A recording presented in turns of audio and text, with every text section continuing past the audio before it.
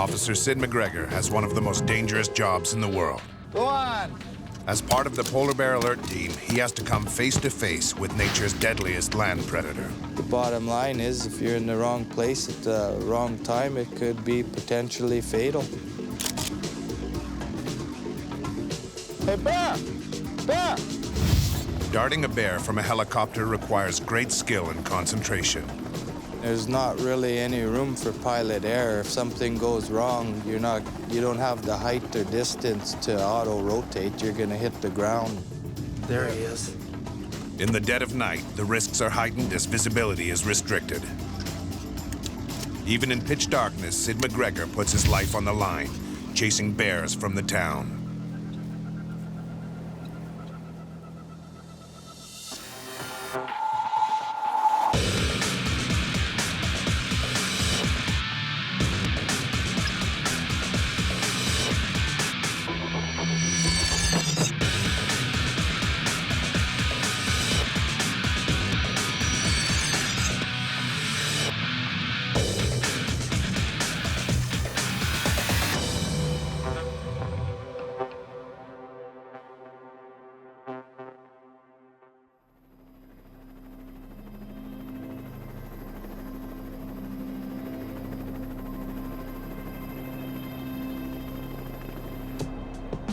The remote town of Churchill is Canada's most northern seaport in northeastern Manitoba.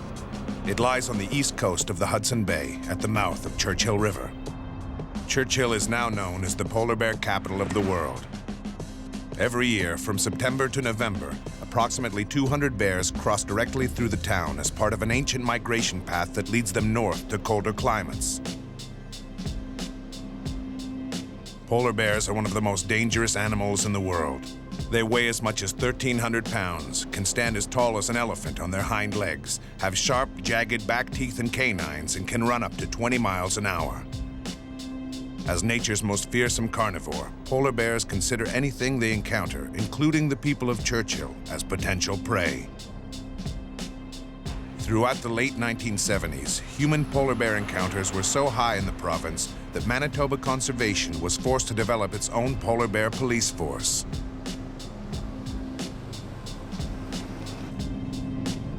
Officer Syd McGregor is the most experienced member of the Polar Bear Alert Team. He is the last line of defense for the people of Churchill against hundreds of hungry polar bears. Polar bears are very dangerous. I mean, they hunt for a living. That's how they exist, and they have no fear of humans. It's the biggest enemy a polar bear has is a bigger polar bear, and the bottom line is, if you're in the wrong place at the wrong time, it could be potentially fatal. Close encounters with these massive bears are a routine part of Officer McGregor's job. Each morning, he heads out to check 12 large covert traps that are placed around the town's limits. Here's one of our culvert traps here. We can get out and have a look at it. In order to entice the polar bears into the trap, Syd baits it with seal meat. When a bear climbs in and grabs the bait, the back door drops and the trap is sealed.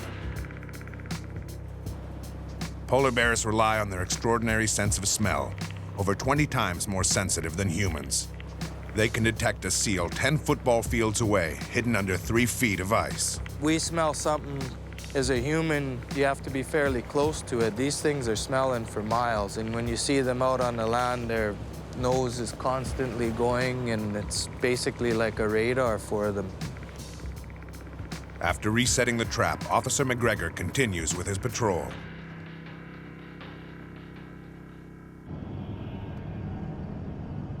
Within minutes of securing the bear trap, Officer McGregor receives a call that a polar bear has been spotted at the town's waste transfer station. The door of the garage bay has been accidentally left ajar, leaving an open invitation to this born opportunist.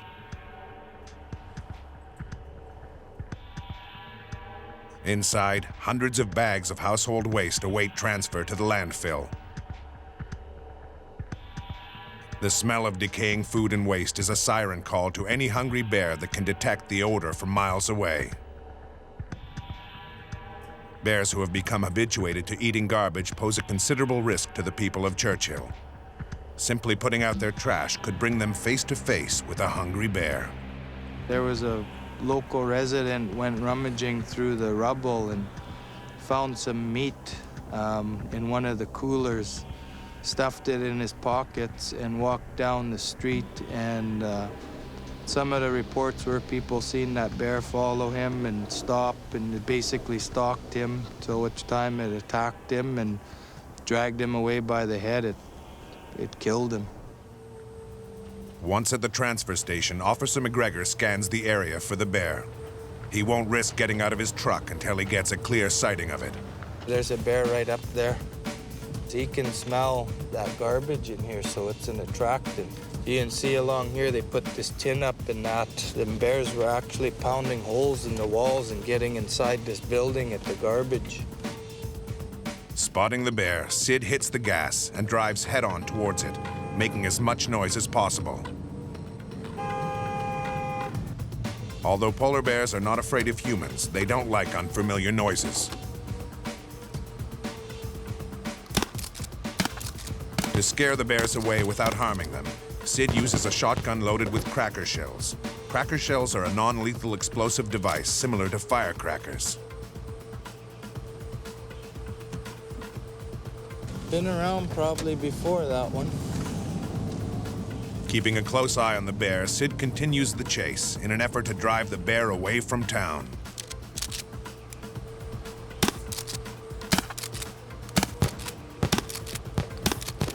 Problem being now is if we wanted to dart this bear, we would pretty much have to do it from a helicopter because we still have open water. Like, I mean, it's frozen over a little bit, but there's no way it could support his weight or our weight.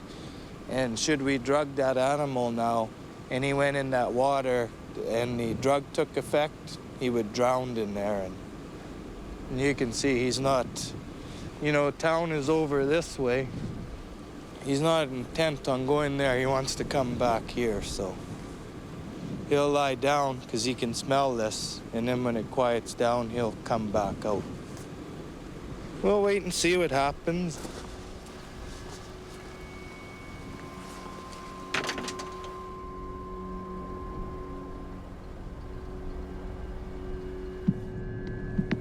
Before finishing for the day, Officer Syd McGregor has to check one last bear trap. We're gonna check on a trap that a local helicopter company was flying by and said the door is down, so we're gonna go see if there's a bear inside that trap. The traps placed around the town of Churchill capture almost half of all the bears in the area, decreasing the need to tranquilize them with a dart gun. Door is down. Oh yeah, there's a bear in there. This is a subadult bear. He's not very happy about being in there. It's been processed before. He has ear tags. And we'll load this guy up and haul him away. Even though the bear is safely secured in the trap, Syd is always aware that he's only a few feet away from one of nature's most fearsome killing machines. You're hooking the back of the truck up to this hitch. This bear is right here. So it raises the hair on the back of your neck a little bit when he's, you know, snorting and huffing at you and growling with a deep, low growl. And I mean, he can't get you, but that's pretty close to be to a wild animal, you know. It's makes you think about what you're doing and have respect for that animal. So it's different that way. As soon as Syd hooks up the trap to his truck, he heads off towards the polar bear jail, located on a strip of wasteland on the outskirts of Churchill.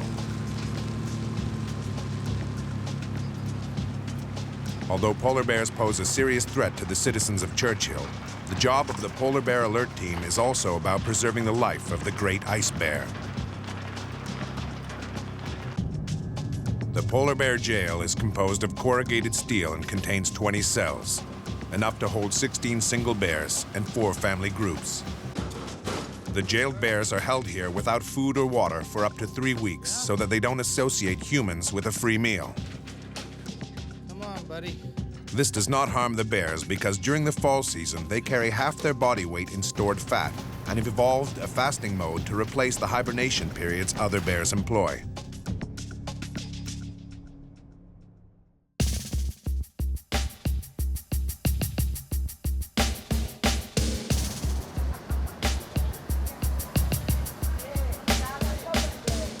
Halloween falls right in the middle of polar bear season, which makes trick-or-treating a little dangerous for everyone, especially the children of Churchill.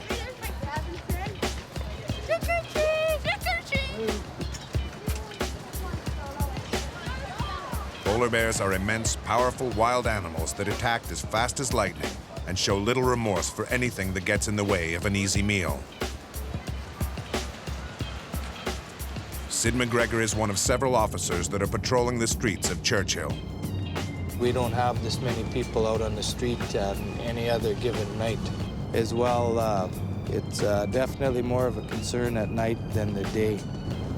We can't see in the dark and they can, so that's where we're at a disadvantage. And let's face it, when he's right in town like this, the chances of him having an encounter with a person or a human being is far greater, just by sheer population density, so reaction time has to be fast.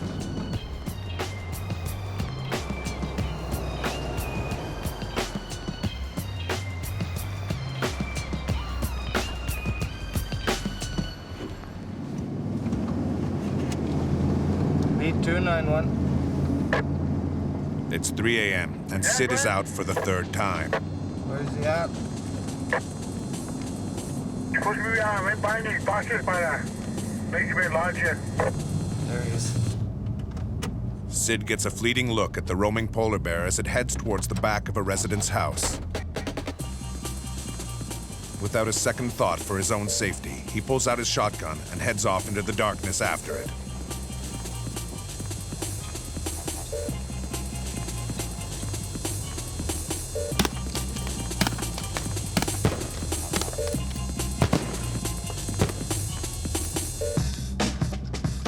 Syd takes a moment to reload his gun before heading towards the railway track in order to cut the bear off.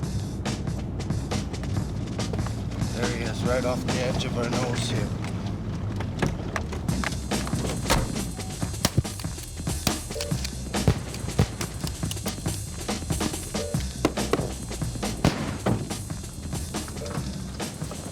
That's part of it. I mean, this is the same bear, so yeah, he's quite content on coming back.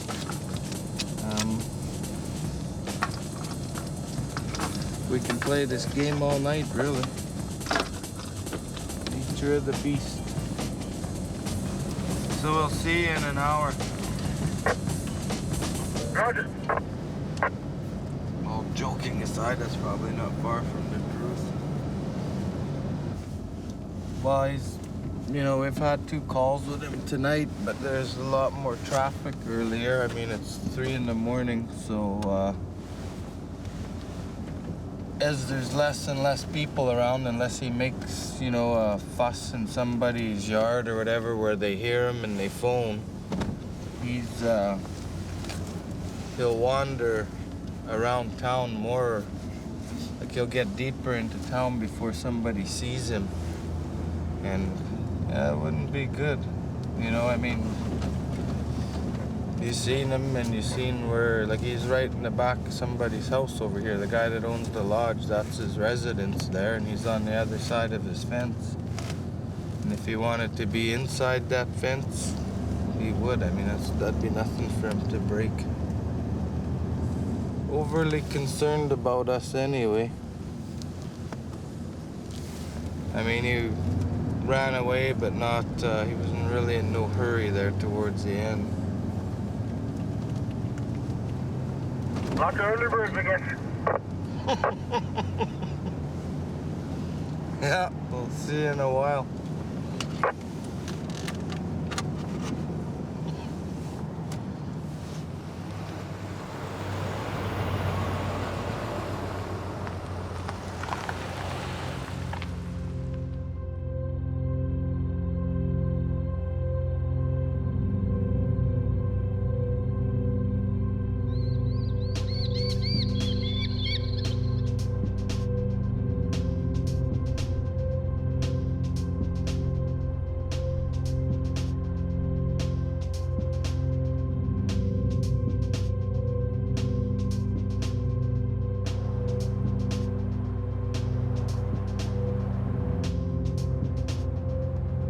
The morning after Halloween, Officer McGregor heads off to the helicopter pad with his dart gun in hand, as the polar bear that he chased throughout the night has been spotted roaming the outskirts of town. Officer Sean Beaubier conducts operations from the ground. We have a helicopter going up. We had a bear in town 5 times last night, and he kept coming back, wouldn't stay away. So what we're going to do is go up with a helicopter and tranquilize the bear and load him up and take him off to the polar bear holding facility. We just want to get him away from the community, and we know he won't come back. And we'll release him probably at freeze-up time.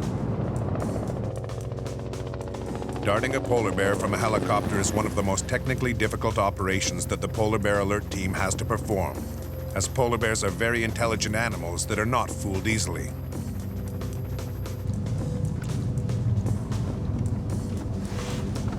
Good morning. I had too much coffee. Where did you see him? That's where he went in the bush. Okay. He might be tough to get if he went in the big bush, yeah. Yeah. But if he's in that big bush, they generally won't come out. I mean, they're hidden pretty well. And if he's been through the drill, like some of the bears have been darted with helicopters before, and they get wise to it. And they'll hide under trees or go to an edge of a lake. They almost seem to know that we won't dart them by a lake, because if they go into the water and they go to sleep, then they drown. So we won't dart them by water. So it's almost like they get wise to that, and they know our moves.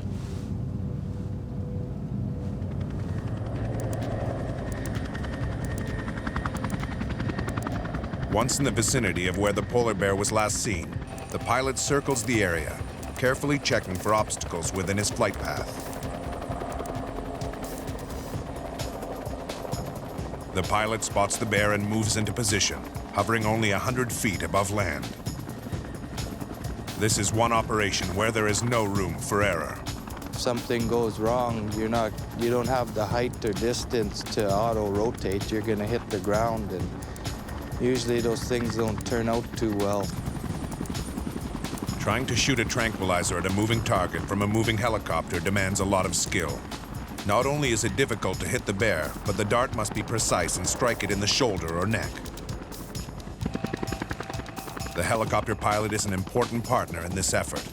He or she must be able to work with the team and have a good understanding of bears and their behavior. The pilot must be able to bring the helicopter in close enough and fast enough for the shooter to get a good shot. You know, it's nice to have a pilot that has a lot of experience, because you're flying low level, everything happens so fast, and as far as the darting part, you have to be ready, hanging out that window at the right time, that you're gonna get a shot. Once the bear has been tranquilized, the pilot brings the helicopter up and hovers above the animal. It's crucial to be high enough not to disrupt the bear, yet close enough to swoop down quickly if necessary. Typically, the drug will take effect in about 3 minutes, after which the bear will fall to the ground. As soon as the pilot sees the bear isn't lifting its head or showing any signs of movement, he knows it is safe to land. Since helicopters can land almost anywhere, they will stay fairly close to the animal, within 300 feet or so, and carry the equipment from there. 1-9 is an old bear. To immobilize the bears here, we use telazol, which is a combination of talidomide and zolazepam, and it's basically a major muscle relaxant. I mean, you could compare it to a Robaxacet times 1 million. They can hear and smell and see us, but they can't move. 142. Initially, they'll check the position of the bear to make sure that it is breathing properly, then record its vital statistics for future reference. 233. Fat, 3. Tooth where? Males commonly weigh between 900 and 1,300 pounds, All good. although very large males have been recorded in excess of 2,000 pounds, standing more than 12 feet high. The Polar Bear Alert Team are always on edge, constantly watching over their shoulders for the unanticipated arrival of other bears. As soon as they have gathered the necessary data, the bear is carefully placed in a net and flown off to the bear jail, where it will spend up to 3 weeks before being released back into the wild.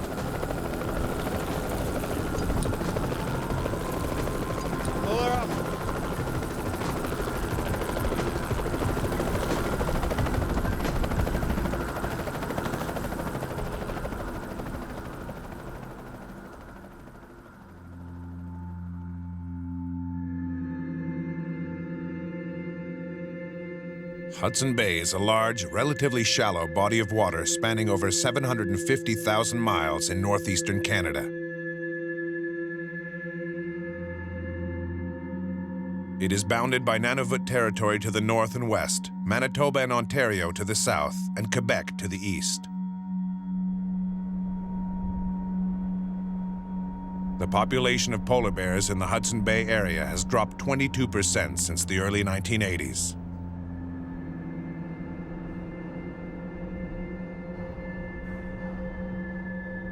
Climate change is their #1 threat. Polar bears need solid ice platforms from which to launch hunting expeditions for ringed seals, their primary prey. But longer, ice-free periods restrict the time they can hunt each year.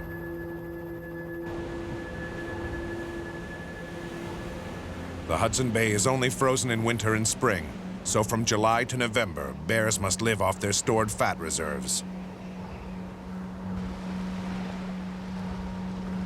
Because the sea ice is melting earlier in the spring, it forces the polar bears to land before they have developed enough fat to last them through the summer months.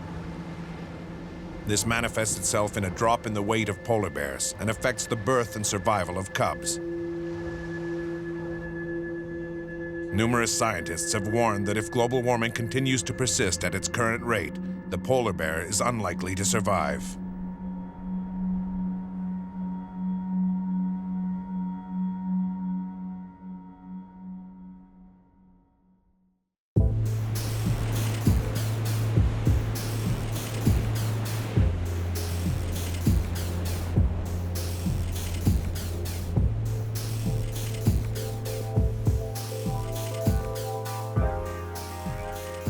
Polar bear and human confrontation can often be fatal.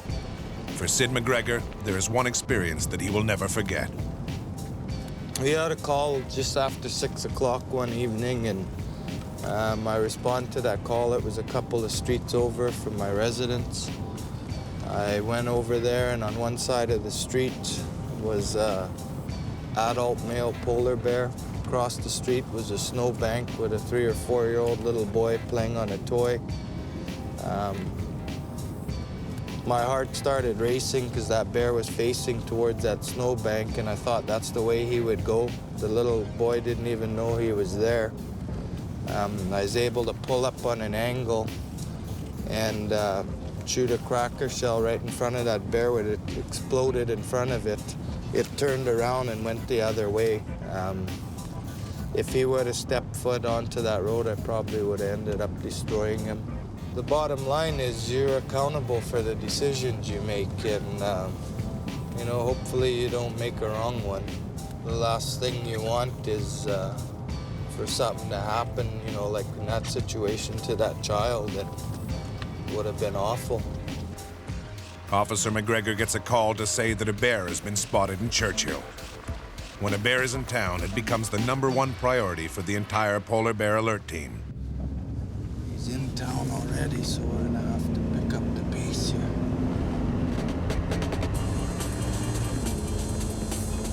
Traveling at high speeds along the icy roads of Churchill demands all of Syd's attention. At this speed, there is no room for error.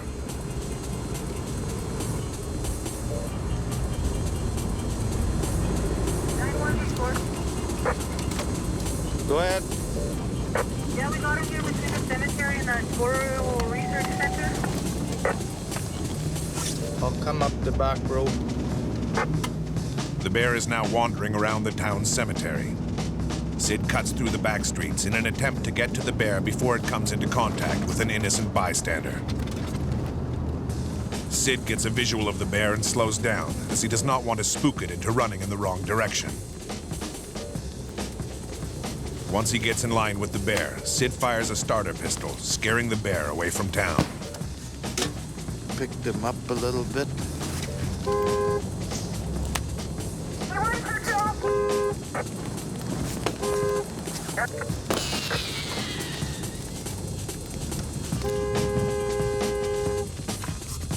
Go on.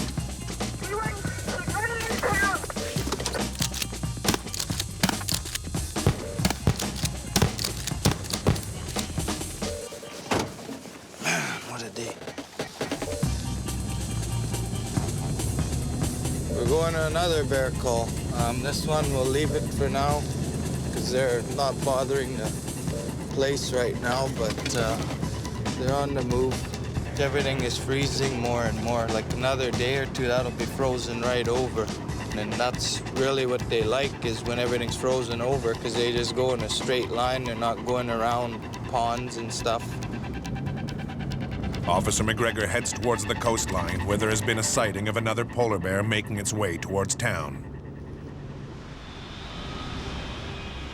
Once the winter months set in and the Hudson Bay starts to freeze over, polar bears begin to head north along the coast in search of ringed seals, traveling up to 3,000 miles in their search for food. Until the ice forms, bears will not have eaten since they came ashore nearly 5 months earlier during the summer, which makes Officer McGregor's job all the more dangerous. Any encounter could easily turn into a life or death confrontation. There's always an unknown, and there's a risk that something could happen to you at work. You know, everybody hopes that everybody comes home safe at the end of the day, and we go from there. Is there a chance something could fatally occur? Absolutely. It's occurred in the past in different places, and hopefully it won't occur with me. Although the bear can see and smell Officer McGregor, it is not afraid of his presence and continues to walk towards him. The bear climbs over the icy rocks with ease, taking a few seconds out to smell the air.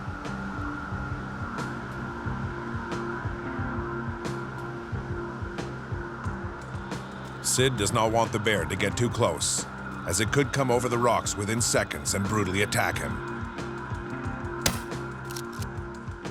He fires off a round of cracker shells and the bear scurries off, disappearing behind the rocks.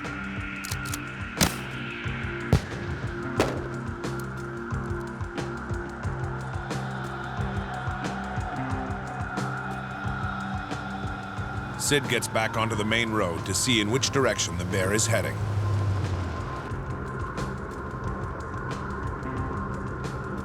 Well, remember when it coming out, I seen those tracks there? He wasn't scared of us, but he didn't like those cracker shells, so that's a good thing. That's about as close as you want to get.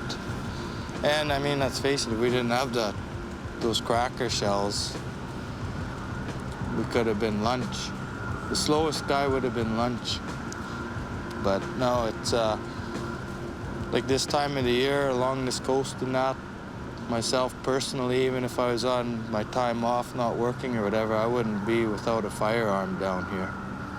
Well, look at him. He just happened to be there along the shore, and he's coming all the way. He wants to go north. And that's the direction he's going. He's going to follow the shore. Hopefully he'll stop over here somewhere, because if he follows it long enough, he'll be right near town.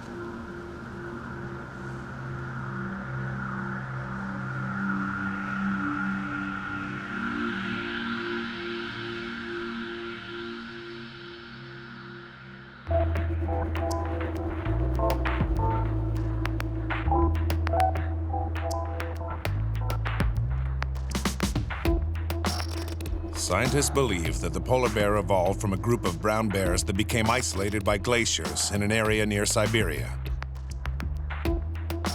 The stranded bears underwent a rapid series of evolutionary changes in order to survive on the ice. The polar bear's silhouette is markedly different from that of the brown bear. It has a larger, elongated body and lacks a shoulder hump. Instead of a dished face, it has a Roman profile with a long, elegant nose. Other adaptations include a longer neck, useful in keeping the polar bear's head above water when swimming. Warm, thick fur, and huge paws which help spread the bear's weight on thin ice. The polar bear's teeth also differ from those of the brown bear, which lives on a largely vegetarian diet. Polar bears are pure carnivores, with longer, more widely spaced canine teeth used for seizing and holding prey, and sharp cheek teeth designed to shear off chunks of meat. While brown bears hibernate in winter when food is scarce, polar bears do not. During an Arctic winter, there is no shortage of food, as it is prime season for seal hunting. Instead, polar bears experience a walking hibernation in the summer months, when the ice has melted and the bears are forced to live off their fat reserves.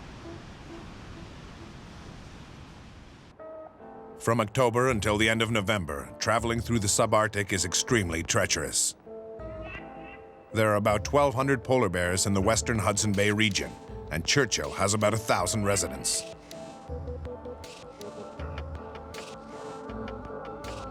This dangerous ratio keeps the Polar Bear Alert Team on their toes. With so many bears roaming around, a routine patrol can turn into a life-threatening encounter.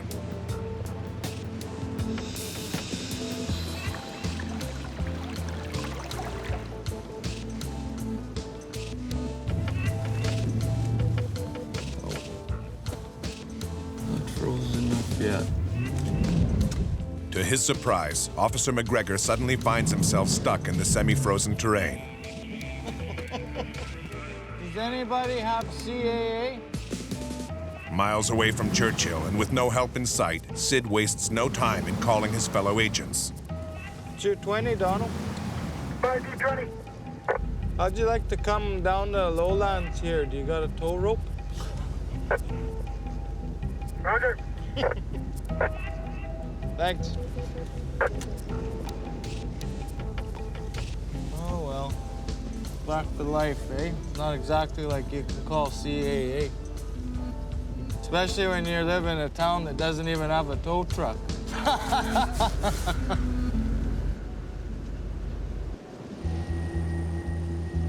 The subarctic is a beautiful but unforgiving place, where temperatures can drop to 76 degrees below zero, and where hypothermia and frostbite are a constant danger.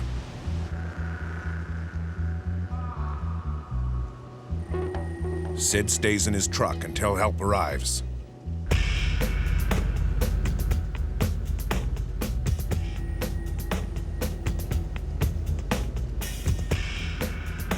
Within the hour, 2 fellow officers arrive at the scene.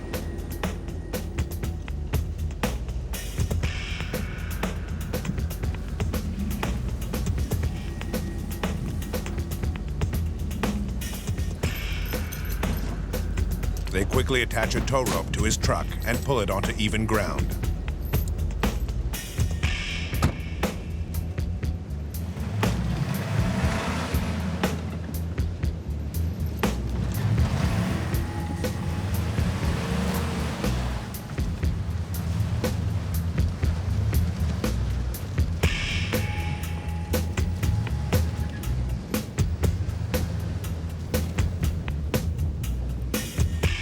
Minutes after his fellow agents leave the scene, Syd spots a subadult bear moving towards town. He decides to dart the bear to prevent it from coming into contact with the residents of Churchill.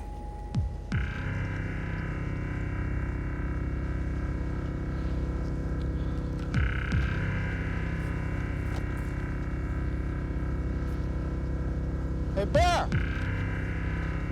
Bear!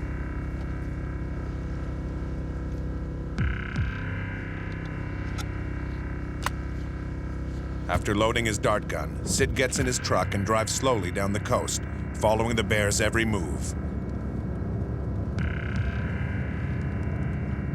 Unfazed by his presence, the bear continues to head towards Churchill, a scenario that must be avoided at all costs. The drug used to immobilize the bear is Telazol, which temporarily affects the bear's muscular coordination and brain function. Although Syd has a clear shot of the bear, he has to take his time and carefully shoot the dart between the bear's neck and shoulder. This is one of the few areas on a polar bear where the fat layer is thin and where the drug will be released directly into the muscle tissue. Once in the muscle, the drug will circulate faster than it would through fat tissue.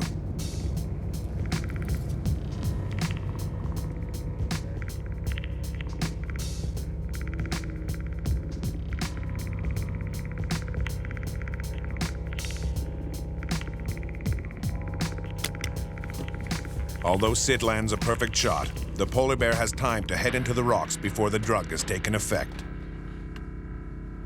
This is an extremely dangerous situation, as Syd cannot see the bear and has no way of knowing if it is still conscious.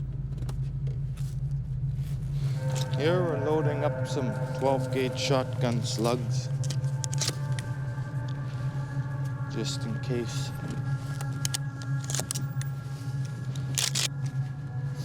Over the past 200,000 years, polar bears have evolved into highly skilled predators. Officer McGregor knows them well enough to fear them. He cautiously approaches the rocks.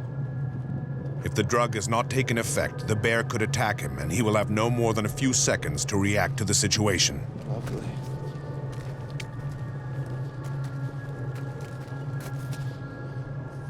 Bear!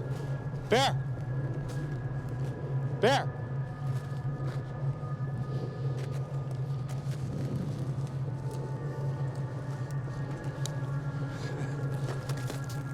I just have to put him in the right position.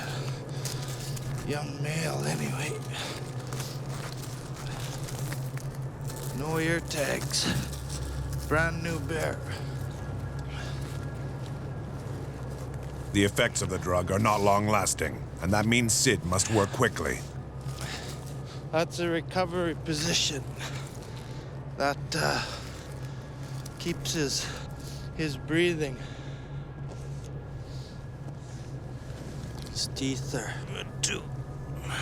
We check for the wear on them, whether the canines are broken or not. And also with this guy, what we're gonna do is we are going to take this premolar tooth, and that'll get sent in to the Canadian Wildlife Service, and that's how we'll know the exact age of that bear. So what'll happen with him is we'll get him to an area where we can work on him, and then we'll measure him up. His fat, I could tell you, is a 3. He's in good shape, this bear. And we'll put ear tags in him, and we'll put a tattoo on either side of his lips in here. And that'll be his number. He'll be X17.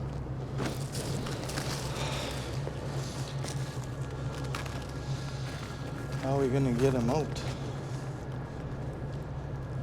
Get a little bit of help here, and I'll be right back. Realizing that the bear is far too heavy for him to get it into his truck by himself, Syd calls for backup. I'm at the lowlands just down from the Luckily for Syd, 2 fellow officers are in the vicinity and arrive within minutes. Just get Sherry to watch his head.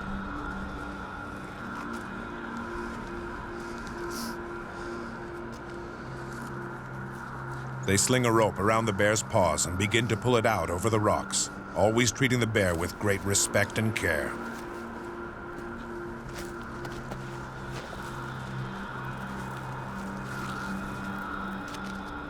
The drug allows the bear to breathe normally, and this helps to keep its body temperature at the right level so that it does not get too hot or stressed.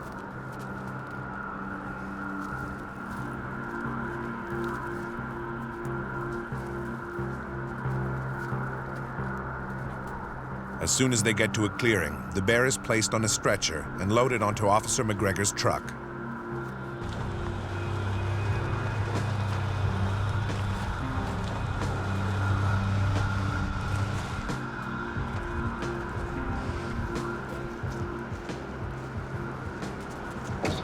We'll do him up right here, right? Okay, boys, watch out. Okay.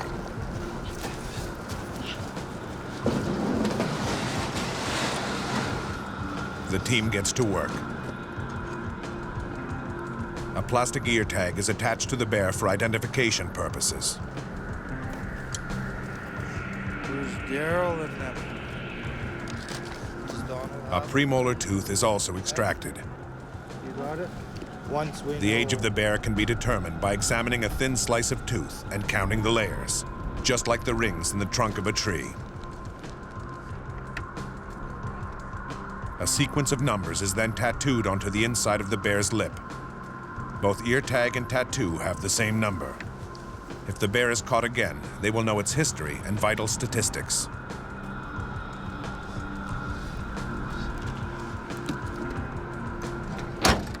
Once they have finished their work, Syd transports the bear to the polar bear jail. The tranquilizer will wear off within the hour. Hopefully, after what it has been through, the bear won't want to come back towards town anytime soon.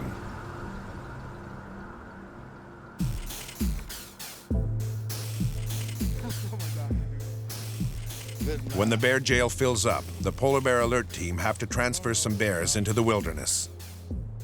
The bears that have been at the jail the longest are the first to go.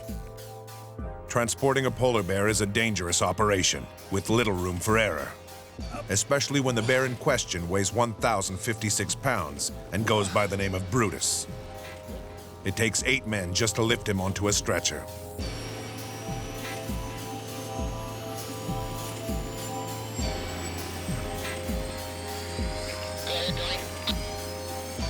Brutus is a 10-year-old male who was caught for the first time in 1999 and has been captured and released 8 times since.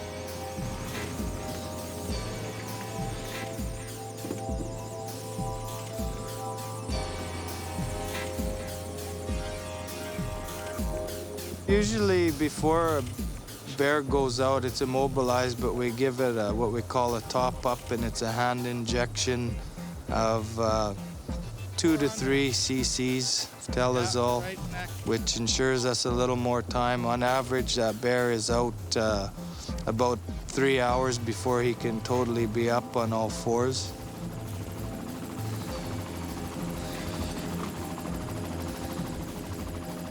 A fellow officer stands by with a shotgun in hand in case the drug has not properly taken effect.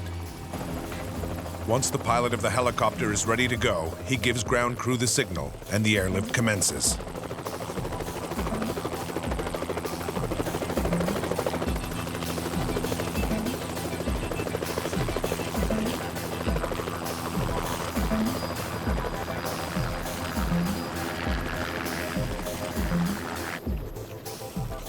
They head towards Seal River, 25 miles north of Churchill. Within a matter of seconds, all traces of civilization disappear. The subarctic has remained relatively untouched. The only recognizable plant life within this bleak terrain is the boreal forest, where the diversity of vegetation is low. Only hardy species can survive the long winters and make use of the short summers.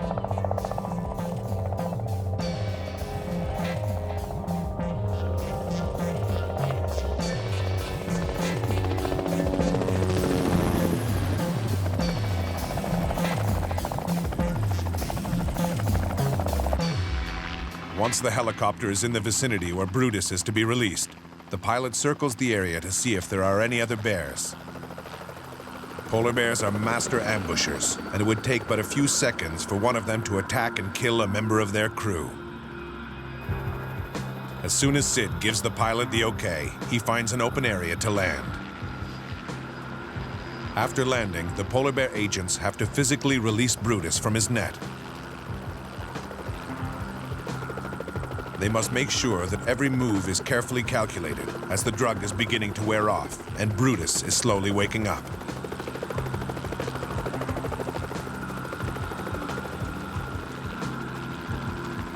One of the crew members, shotgun in hand, keeps an eye on Brutus as he struggles to free himself from the cargo net.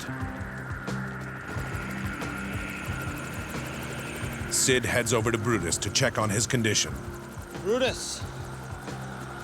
Hey, big boy. Nothing.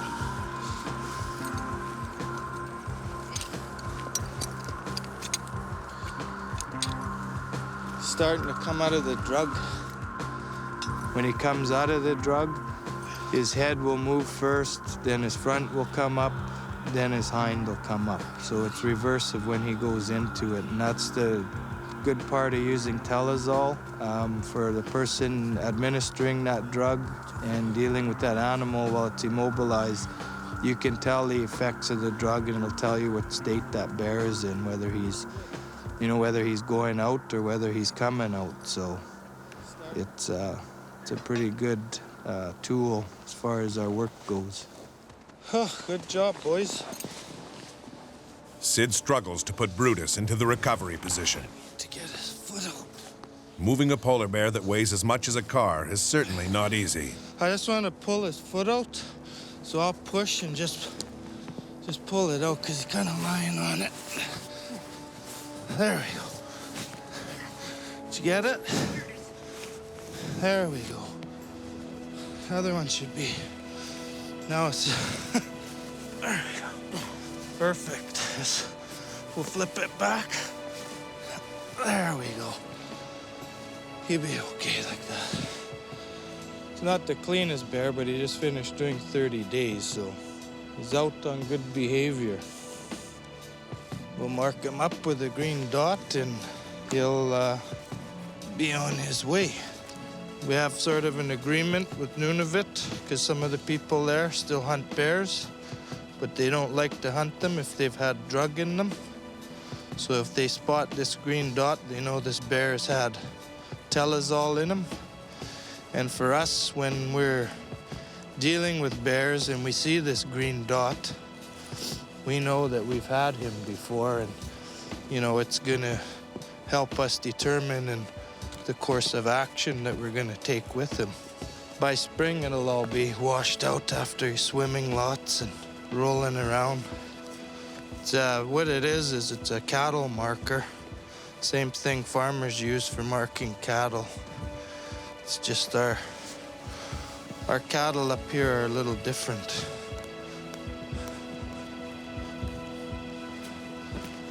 There you go, bud. Looking dapper. And we're set. All right, Brutus, we'll see you another year. Hopefully won't see him again for a while.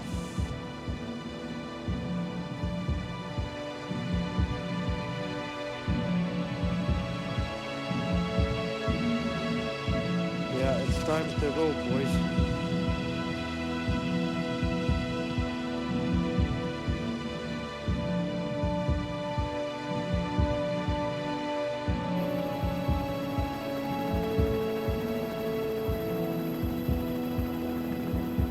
Most satisfying part of my job is the part of releasing these bears back into the wild.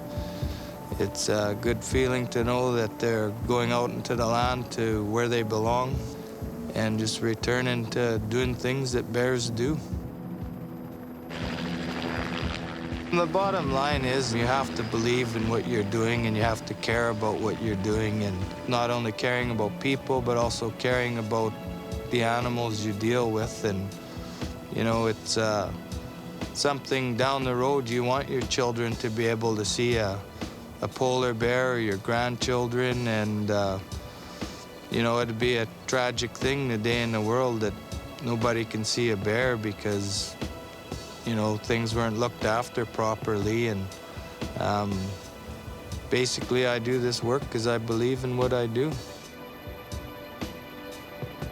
Thanks to the dedicated work of Officer Syd McGregor and the Polar Bear Alert Team, the people of Churchill are able once again to live in harmony with the Arctic's great white bear.